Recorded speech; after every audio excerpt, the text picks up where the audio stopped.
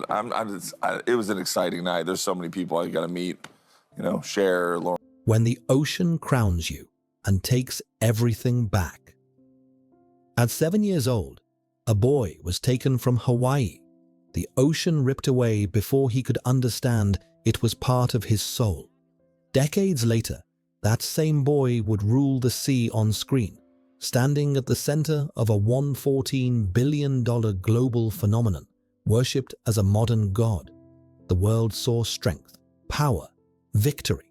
But behind the armor of Jason Momoa, the truth was far less heroic. A body slowly breaking from brutal stunts, a marriage collapsing under the weight of fame, and a lifelong wound left by losing home too early. So before we applaud the legend, we must ask the question Hollywood avoids. How did becoming a king cost him everything that mattered most? By the time the world truly noticed him, the image was already fixed. Broad shoulders, warrior eyes, laughter that sounded like thunder. Jason Momoa was introduced to the public not as an actor, but as a force of nature. Hollywood didn't sell him as a man with a story. It sold him as a symbol. Power without hesitation, strength without cracks, a fantasy built to dominate the screen, and audiences embraced it instantly. In an industry obsessed with polish and predictability, Momoa felt raw and ancient, like something dragged up from the ocean floor. He didn't resemble the traditional leading men who came before him. He looked untamed, unapologetic, real. That difference became his greatest asset and his quietest trap, because when the world decides what you represent, it rarely asks who you are. As Aquaman, he carried an entire franchise on his back, redefining a character long treated as a joke and transforming it into a global icon. Studio executives saw profit. Fans saw a hero. Media saw headlines. What almost no one saw was the pressure of being reduced to a single dimension, physical dominance, while everything else was pushed aside. Momoa became famous for his body before he was respected for his endurance, for his presence before his patience, for his roar before his silence. And silence was something he knew well. Fame arrived not as relief, but as acceleration. The pace of life doubled, then tripled. Projects stacked, expectations hardened. The myth demanded consistency. Always strong, always fearless, always available. Pain was inconvenient. Doubt was unacceptable. Vulnerability had no market value. What made this especially cruel was the irony. Jason Momoa had already spent most of his life learning how to survive without being seen. Hollywood didn't teach him endurance. It exploited it. Every interview reinforced the same narrative. Every photo shoot sharpened the same image. The world applauded the king of the sea, unaware that the man beneath the crown was navigating exhaustion, physical damage, and emotional distance that success only amplified. This is the contradiction at the heart of his story. The more powerful he appeared on screen, the less room he had to be human off it. The more famous his name became, the quieter his personal struggles grew. The higher he rose, the further he drifted from the idea that fame would somehow make him whole. Because long before Aquaman, long before Hollywood, Jason Momoa had already learned a hard truth. Losing home leaves a scar no victory can erase. And to understand why fame could never save him, we must return to the first loss of his life. The moment identity was interrupted and belonging became a question instead of a certainty. He was born in Hawaii, a place where identity is not taught, but inherited. The ocean is not scenery. It is ancestry, rhythm, memory. For Jason Momoa, that connection was written into his blood before he could speak. And then, almost immediately, it was taken away. As a child, he was moved from the islands to the American mainland, far from the water that shaped his people. The decision was practical, adult, necessary. But for a child, it was disorienting. Hawaii didn't just disappear from view. It became a ghost. Something remembered, but unreachable. Something felt, but no longer lived. Growing up in the Midwest meant learning how to exist without mirrors. No ocean to reflect him back to himself. No cultural gravity to explain who he was or where he came from. He stood out everywhere, taller, broader, different in ways he couldn't articulate yet. Teachers saw a quiet intensity. Peers saw someone who didn't quite fit, and inside, he felt the same fracture widen year after year. Belonging became conditional. Home became abstract. While other children grew up surrounded by familiarity, Momoa grew up learning adaptation. He learned how to read rooms, how to observe before speaking, how to carry strength quietly because showing it invited misunderstanding. This wasn't resilience taught in motivational books. It was survival learned through repetition. The absence of Hawaii did something subtle but permanent. It turned identity into a question rather than an answer. He wasn't fully here, but no longer there. Not lost enough to collapse, not rooted enough to feel safe. That tension settled into him and stayed. Physically, he changed faster than others. Height arrived early. Strength followed. His body began announcing him before he understood himself. Attention came with expectation, and expectation came with pressure. People projected roles onto him long before he chose any. Protector, fighter, presence. The world started defining him by what he looked like, not what he carried. Yet beneath that exterior, he was still the boy who missed the ocean. What he didn't realize then was that this early loss would become preparation. The loneliness, the displacement, the feeling of always being slightly out of place. These were not detours from his future. They were rehearsals for it. Hollywood would later amplify these same feelings on a global scale. But before the spotlight, before fame, before mythology, there was only a young man trying to find direction, trying to understand where strength ended and identity began, trying to build something solid on a foundation that had been moved too early. And so, when adulthood arrived, he didn't chase dreams with certainty. He chased opportunity with endurance. Because when you lose home once, you learn not to wait for permission to survive. Adulthood didn't arrive with clarity. It arrived with bills, with uncertainty, with a quiet understanding that survival would come before dreams. Jason Momoa worked wherever opportunity appeared. Surf shops, short-term gigs, modeling contracts that offered visibility but no stability. None of it felt permanent. All of it felt necessary. Modeling opened doors, but it also narrowed the frame.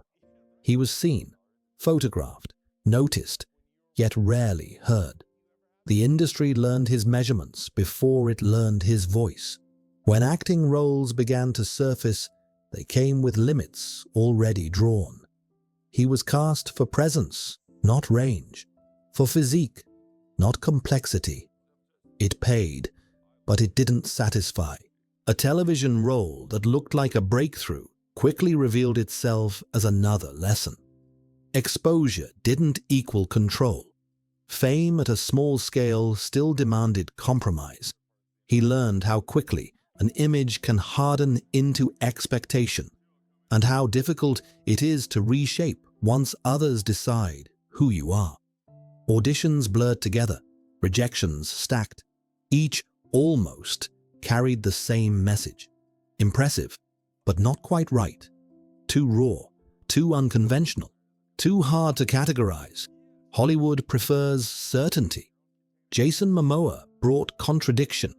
What kept him moving was not confidence, it was stamina. He trained relentlessly, not for aesthetics, but for readiness. He studied the craft in quiet, away from the noise that judged him too early. He learned to wait without disappearing, to persist without demanding recognition. These were not glamorous years. They were formative. Then came the roles that didn't promise safety, but demanded commitment. Characters that required gravity more than charm, presence more than polish. Each one moved him a step closer to being trusted, not as a body, but as a lead. The real turning point wasn't a single audition or contract. It was a shift in perception. Directors began to see reliability where others had seen risk, endurance where others had seen limitation. Slowly, almost imperceptibly, the current changed direction. By the time the ocean finally opened for him, it wasn't luck that carried him forward. It was years of surviving uncertainty without losing himself to it. Years of learning that momentum isn't built from breakthroughs alone, but from the ability to stay afloat when nothing breaks your way. And when the tide finally turned, it didn't lift him gently. It surged. When Aquaman finally surfaced, it didn't arrive as a safe bet. The character had long been a punchline. Expectations were modest. Skepticism was loud. But the moment the tide turned, it turned violently. Box office numbers rose past disbelief and settled beyond precedent. Over $114 billion worldwide, reframing a mocked hero into a global symbol and transforming Jason Momoa into a franchise cornerstone overnight. The celebration was immediate. Press tours spanned continents, interviews stacked like waves, red carpets blurred into airports, airports into sound stages. The image was intoxicating, a modern myth, tattooed, laughing, unbreakable. Hollywood had found a body that could carry spectacle, and spectacle demanded repetition. Repetition demanded sacrifice. Behind the fantasy, the work was brutal. Training blocks consumed months, diets hardened, sleep shortened. Stunts escalated in complexity and risk. Waterwork punished joints and lungs. Wire rigs taxed the spine. Fight choreography demanded impact again and again until muscle memory replaced caution. Pain became procedural.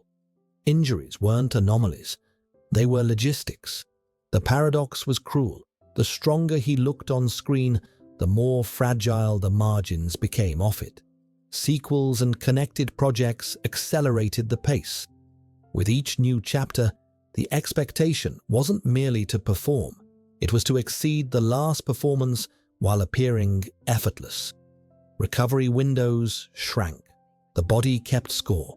What the audience experienced as adrenaline, his nervous system experienced as debt. And yet, the machine kept moving. Success brought leverage, but leverage brought obligation. To studios, to schedules, to the myth. The brand of invincible left no room for limits. Saying no threatened momentum. Slowing down threatened relevance. The ocean that lifted him also pulled him farther from shore. At home, time thinned. Absence accumulated quietly. The work didn't cause distance all at once. It normalized it. Days turned into weeks, weeks into months. Intimacy requires rhythm, and rhythm is the first casualty of global success. Love was still there, but it had to compete with a tide that never receded. Then there were the scars that fame doesn't market. Long before Aquaman, he had already learned how quickly violence can etch permanence. An attack that left a signature across his face, a reminder that survival sometimes announces itself in lines you carry forever. During the Aquaman era, the injuries were different, but no less real. Chronic pain, where that lingers, the quiet recalibration of what your body will no longer give you freely. None of this made headlines the way box office milestones did. Triumph drowned out consequence. The myth demanded continuity. But inside the victory loop, premiere, shoot, promote, repeat, something fundamental shifted. Success and tragedy stopped alternating. They overlapped. The applause didn't wait for healing. The schedule didn't pause for reflection. And the more the world celebrated the king of the sea, the more he learned how lonely the crown could be. This is the unseen cost of superstardom. Not one catastrophic fall, but 1,000 small extractions. Time, health, presence, choice, each taken in increments small enough to ignore, until the total becomes undeniable. And when the personal reckoning finally surfaced publicly, it shocked those who had mistaken the image for the man. What felt sudden to the audience had been building quietly for years. Fame didn't end anything by itself. It accelerated what exhaustion had already begun. By the height of the Aquaman era, the ledger was clear. The ocean had given him everything the industry measures as success, and it had begun collecting payment in currencies no chart could track. For years, family was the place where the myth could rest. Away from sets and schedules, Jason Momoa wasn't a king or a brand. He was a husband and a father, learning a different kind of strength. The work demanded intensity, home demanded presence. Holding both at once would prove harder than any stunt. Love did not fail suddenly. It thinned, gradually, invisibly, under the weight of momentum. Fame does not argue. It occupies. It borrows weekends, then holidays, then ordinary nights that quietly keep relationships alive. Travel replaced routine. Promotion replaced pauses. Even when he was home, the next departure loomed, a clock ticking inside every conversation. Fatherhood recalibrated him. It slowed his instincts and sharpened his priorities. Protecting his children meant building walls against a spotlight that never dimmed. Privacy became labor. Normalcy became strategy. He learned that the greatest acts of care often happen off-camera, where no applause follows. But intimacy requires rhythm, and rhythm is fragile when life accelerates. The Aquaman era didn't invent distance. It normalized it. Absence became explainable. Fatigue became expected. Silence learned to coexist with love, and that coexistence changed the shape of the house. When separation became public, the shock belonged to the audience, not to the family. Headlines compressed years into dates and statements. What the world read as an ending was, for him, the final acknowledgement of a strain carried too long. There was grief in the exposure, not because love vanished, but because private pain had to be explained to strangers. He did not perform anger. He chose restraint. Protecting his children required discipline the myth never taught him. Strength this time meant refusing spectacle. It meant keeping the loudest parts of loss off the record. The aftermath brought a different loneliness. Fame offers company without companionship. Schedules fill days. Reflection fills nights. In those quieter hours, the old questions resurfaced. The ones planted in childhood, the ones fame promised to answer. What is home when the shore keeps moving? What is success if it costs the room where you are most yourself? Yet this chapter is not a verdict. It is a reckoning. Personal life did not break under success. It revealed the price of living at its speed. And within that revelation, something steadied. Boundaries formed, priorities clarified. The myth softened into a man learning where to place his weight, because endurance is not the same as health, and survival alone is not the same as peace.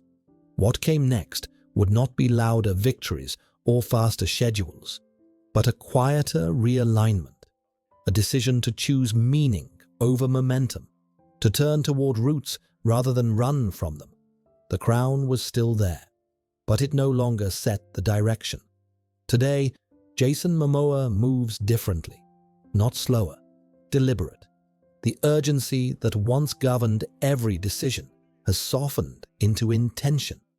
Fame still follows him, but it no longer leads. After years of being pulled outward by schedules and spectacle, he has begun to turn inward, toward roots, responsibility, and a definition of success that doesn't demand constant proof.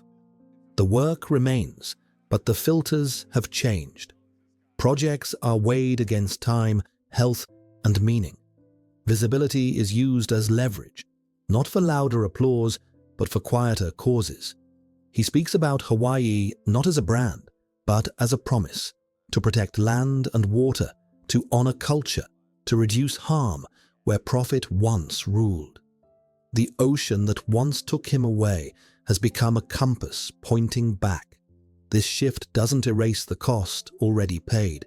The body remembers. Chronic pain doesn't negotiate with reflection.